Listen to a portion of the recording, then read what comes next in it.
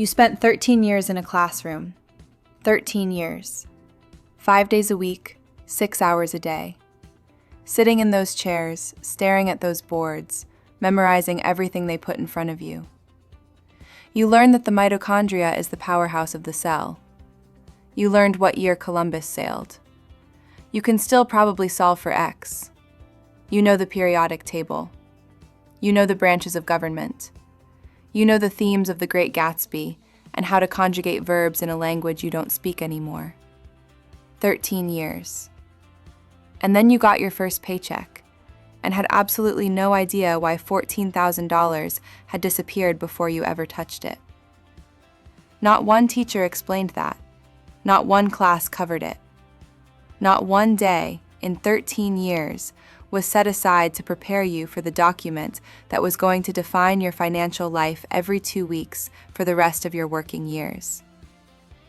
This video is the class you never got. And before we go any further, if nobody's ever taught you this stuff and you want more of it, hit subscribe, because this is what this channel is, the education that should have existed. Let's get into it. Let's start at the beginning. Not the complicated beginning, the real one. What actually is money? And I know, you think you know this, but stay with me for 60 seconds, because the answer is going to change how you see everything else in this video. There's a small island in the Pacific called Yap, and for hundreds of years, the people of Yap used giant stone discs as money. We're talking massive, some of them taller than a person, weighing 4 tons. You couldn't carry them. You couldn't move them. When someone paid for something, the stone didn't go anywhere. It just stayed where it was. Everyone in the village simply agreed, this stone now belongs to that person. That's it. That was the entire system. And here's the thing, it worked. For centuries it worked, because everyone agreed that it worked. Now look at the dollar in your wallet. What is it, actually? It's a piece of paper. It's cotton and linen. The number printed on it is not backed by gold. It's not backed by silver. It's not backed by any physical thing. It says Federal Reserve Note right there at the top. And a note is just a promise. The dollar in your wallet is worth something because enough people agree that it is. The moment they stop agreeing, it isn't. That's not a conspiracy theory. That's the definition. That's literally how every currency in modern history has worked. And here's what school taught you. Money has value. Here's what school never taught you. Who controls that value? Who can change it? And the fact that they can change it without asking you, without telling you, without you even noticing until it already happened, that's the foundation. Keep that in mind, because everything else in this video is built on top of it. Let me tell you about someone. Fresh out of college, $50,000 in student debt. Just landed their first real job, $50,000 a year, which felt like a lot, which felt like the plan was working. First paycheck hits the account, and the number is wrong. Not a little wrong, significantly wrong. Because sitting between that $50,000 salary and the money actually available to spend was a list of line items that nobody had ever explained. Federal income tax, state income tax, Social Security, Medicare, FICA withholding, pre-tax deductions, post-tax deductions. By the time you're looking at that first direct deposit, $14,000 of your $50,000 is already gone. You didn't spend it. You didn't choose where it went. It was just gone, taken before the money was ever yours. And the worst part? You borrowed $50,000 to get a degree from an institution that also never taught you how to read this document. You went into debt for an education. And that education didn't include a single class on the piece of paper that was going to show up in your inbox every 2 weeks for the next 40 years. Sit with that for a second. Federal income tax. That's the percentage the federal government takes based on your income bracket. The more you make, the higher the percentage. Nobody explained brackets to you before you needed to understand them. Social Security and Medicare. Those are FICA taxes. Mandatory. You don't opt in. About 7.65% of every dollar you earn goes there automatically. Your employer matches it. You never see a choice on the matter. State income tax. Depends where you live. Some states take nothing. Some take close to 10%. Did anyone tell you to factor that in when you were choosing where to move for that job offer? Probably not. And then there are the deductions. Health insurance premiums, 401k contributions if you have them, dental, vision. All of it comes out before the number hits your account. None of this is hidden. It's all right there on your pay stub every single time. It was just never explained. And because it was never explained, most people spend years, sometimes decades, not fully understanding where a third of their income is actually going. That's not an accident. That's a gap. A specific, costly gap. And it has been costing you since the first day you started working. Here's the sentence that changed how a lot of people think about money, and I want you to really hear it. Things aren't getting more expensive. Your money is getting weaker. Read that again. The price of eggs didn't go up because eggs decided to be worth more. The price went up because the dollar lost the ability to buy as much as it used to. The eggs are the same. The dollar is the one that changed. In 1971, and we'll come back to why 1971 specifically matters, $100 had about $100 worth of purchasing power. Makes sense. Today, that same $100 buys what $8 bought back then. The number on the bill is identical. What it can actually buy has been decimated. That process has a name: inflation. And here's what school taught you about inflation, if it taught you anything at all. Prices go up over time. That's it. That's the whole lesson. Here's what school never taught you. Inflation is a mechanism. It's not weather. It doesn't just happen randomly. The Federal Reserve, the central bank of the United States, has an explicit target of 2% inflation per year. That's the goal. They are actively trying to make your money worth 2% less every single year. Now do the math on your savings account.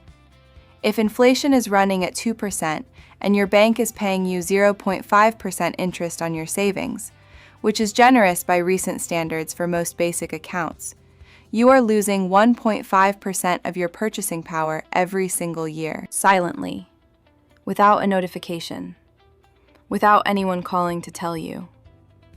You are losing money while thinking you're being responsible. And this is where it gets important, because this is the part that school's version of financial wisdom completely missed. The goal is not to save money. The goal is to preserve purchasing power.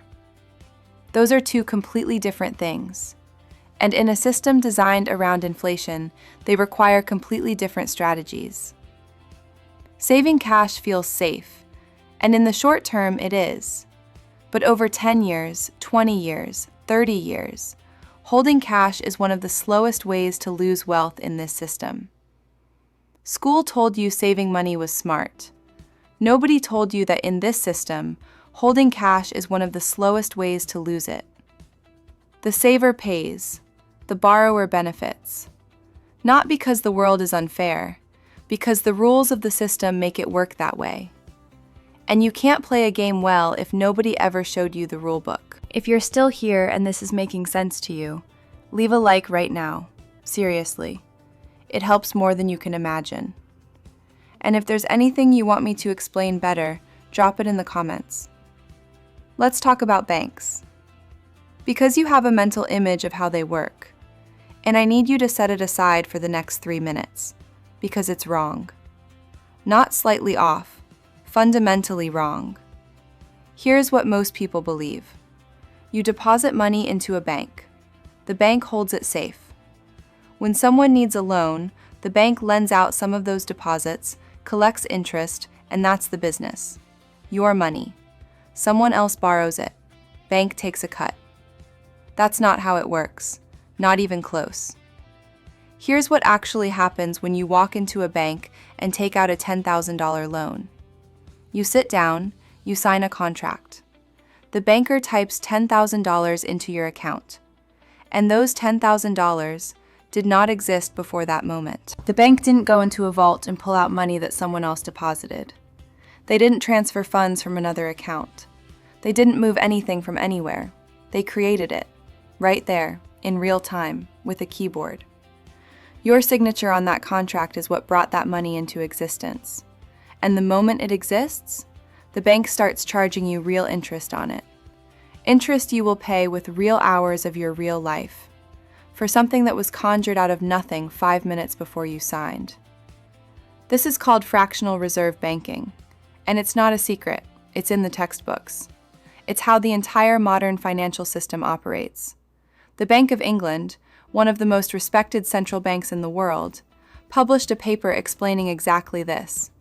They said, and I'm paraphrasing, "Most money in a modern economy is created by commercial banks making loans, not printed by the government, created by banks.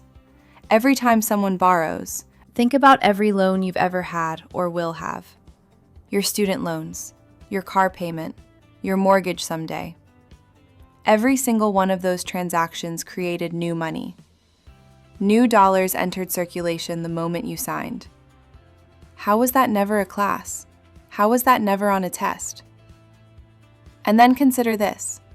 You're paying interest, real money, from real work, on something that the bank created at essentially zero cost to themselves. The risk is real. The interest is real. The original money was digital keystrokes. There's an old analogy I want to flip on you. Imagine you pay $200 a month to store your car in a parking garage. You assume it's sitting there, safe, waiting for you.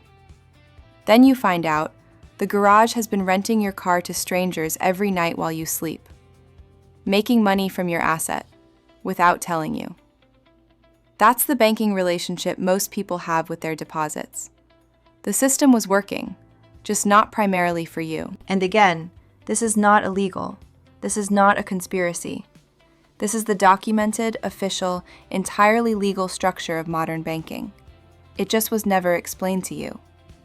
And that gap between how you thought it worked and how it actually works has been shaping every financial decision you've ever made. So now the question becomes, if this is how it works, who is it working for? You were taught a simple formula for financial success. Work hard, save money, stay out of debt, be responsible, and eventually, security. That advice isn't wrong exactly, but it was written for a different world. A world where $1 saved today was worth roughly the same dollar tomorrow. A world where your savings account kept pace with the cost of living. A world where staying out of debt was the conservative, rational move. We haven't lived in that world since 1971. That was the year President Nixon ended the direct convertibility of the dollar to gold. Before that, every dollar was theoretically backed by a fixed amount of gold. After that, the dollar became purely what we talked about at the beginning, an agreement, a promise, a number that central banks could influence, expand, adjust. And the rules of wealth changed with it. In an inflationary system, a system specifically designed to have prices rise over time, debt behaves differently than you were taught. Think about this. The federal government carries trillions of dollars in debt, and inflation actually helps them carry it, because the dollars they borrowed 10 years ago are worth less today than when they borrowed them. Inflation quietly shrinks the real value of old debt. The number stays the same. The burden gets lighter. Strategic borrowers, people who borrow to buy assets that appreciate, businesses that use debt to expand, they get the same benefit. They borrow today's dollars. They pay back tomorrow's slightly weaker dollars. And in between, the asset they bought with that debt went up in value. The person who saved cash? They held today's dollars and watched them quietly become worth less, every year, on schedule. Your parents told you to save. Their parents told them the same. The advice was passed down like a family heirloom, generation after generation, and nobody noticed that the rules had fundamentally changed. Nobody updated the advice. The world changed in 1971, and the wisdom being handed down at kitchen tables across America didn't get the memo. This is not about blaming your parents. They were working with what they knew. This is about recognizing that the gap between the advice you inherited and the system you're actually living in, that gap is real, and it costs people every single day.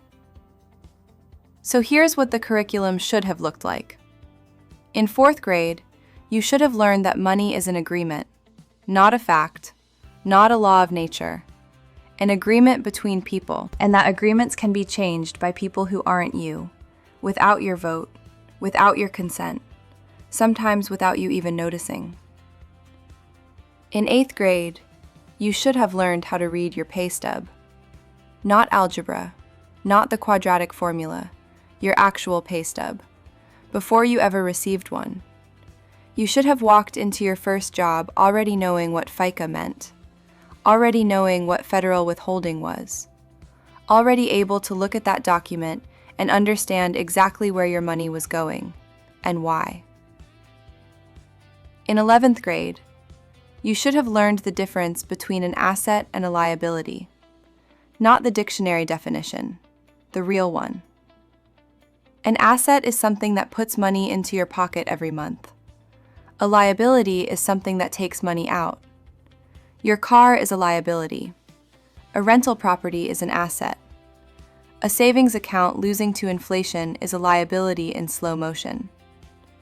You should have known this before you made your first major financial decision, before you signed your first lease, before you bought anything on credit. In senior year, you should have learned that the goal is not to accumulate cash. The goal is to own things that hold value, while cash quietly erodes around them. Real assets, equity, things the inflation engine can't dissolve overnight. The difference between storing wealth in a currency and storing it in something real. And before you signed a single student loan document, you should have known that compound interest works exactly the same way, whether it's working for you or against you. You should have known what that debt was going to cost you over 10 years, over 20. You should have sat in a classroom and watched those numbers grow on a whiteboard before the pen ever touched the paper. None of this is complicated. All of it was available. It just wasn't taught.